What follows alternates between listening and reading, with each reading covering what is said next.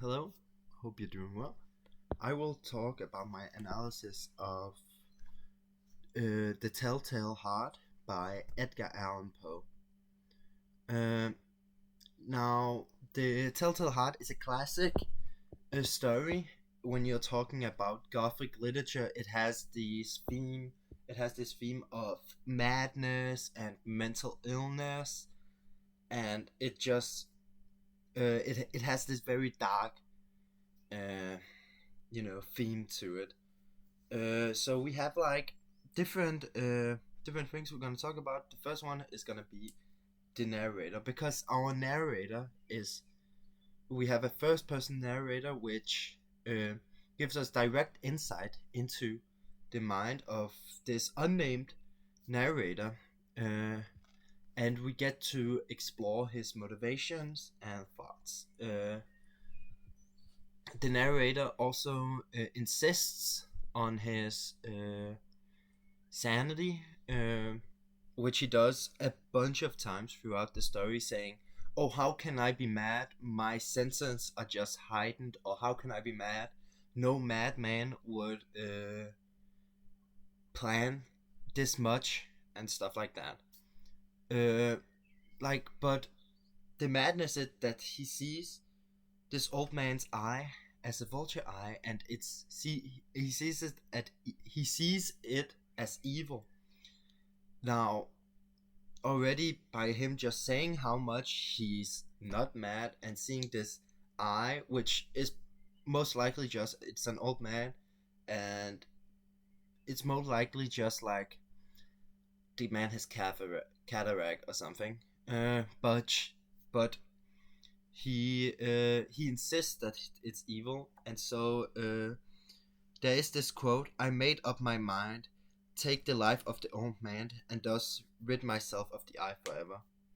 So this is like he's wanting to do something good for himself by killing the man just so he can get rid of this eye, which is like this evil that is just, you know, having this paranoia, and yeah, just this that is the madness over him. Uh, now, Edgar Allan Poe explores this madness through like the narrator's descent into irrationality, and also highlighting how fragile the human mind is, because we get told that he loved this man, but it's just this one eye, and the guilt is also a part of this fragile human mind.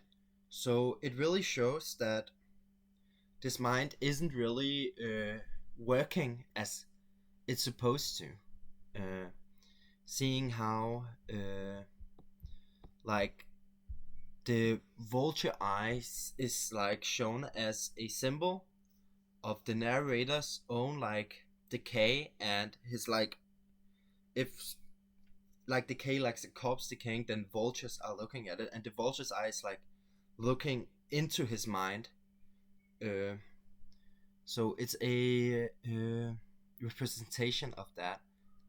The heartbeat which he hears when he's talking to the police officers is also a it's kind of this weird, because he thinks the heartbeat comes from the floor, and it's like these voices are like making this heartbeat, but it's actually his own heartbeat. And the guilt you feel when you've done something wrong, then your heart can start to pound and stuff like that. And here he thinks that the police officers are getting onto him, and they actually do hear the heartbeat from underneath the floorboards, which they don't, because it's all happening in his mind.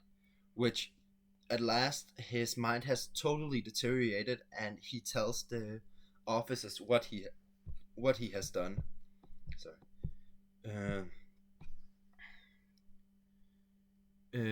Now the like narrative structure is a bit confusing, because it's like going on, and then it makes like these flashbacks and to like recount the events leading up to the murder, uh, which it enhances the story's suspense, and it allows a deeper exploration of the narrator's mind and psyche.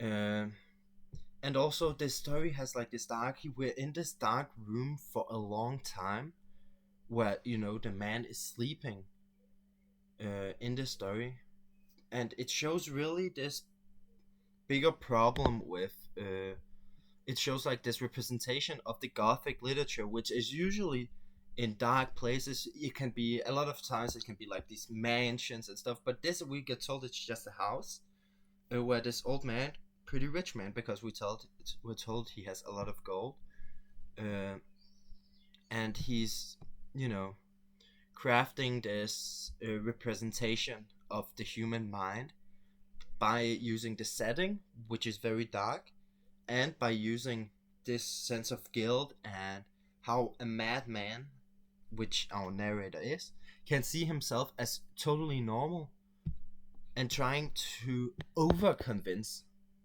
the readers by telling, "Oh, I'm. How could I be mad?" and stuff like that. Uh,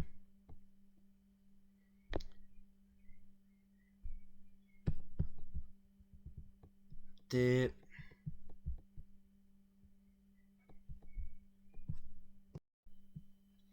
Our narrator also has this like moral ambiguity to it, which is like he likes the man, but he's want to kill the eye. He wants to get rid of the eye, and the only way to do that is to kill the man.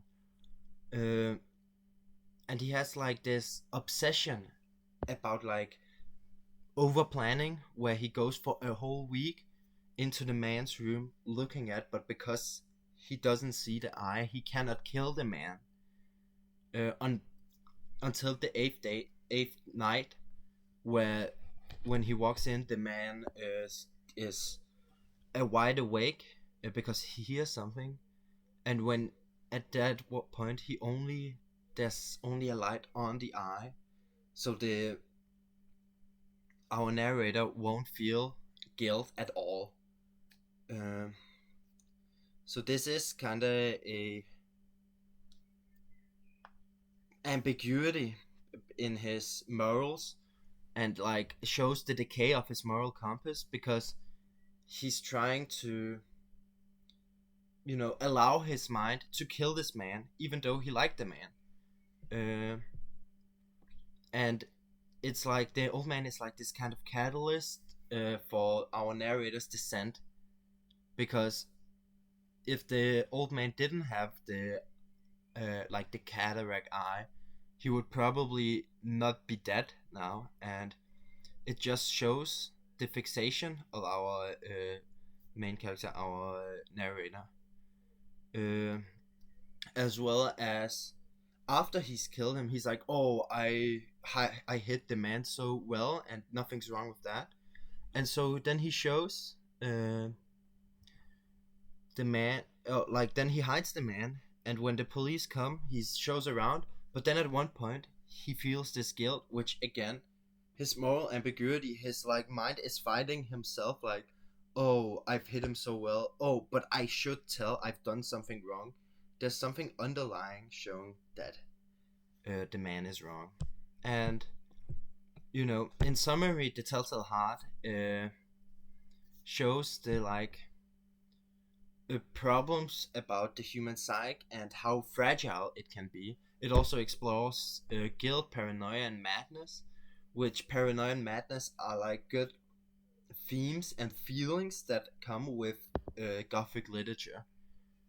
Uh, it also Edgar Allan Poe also sees like how like it shows the complexity of like the human mind.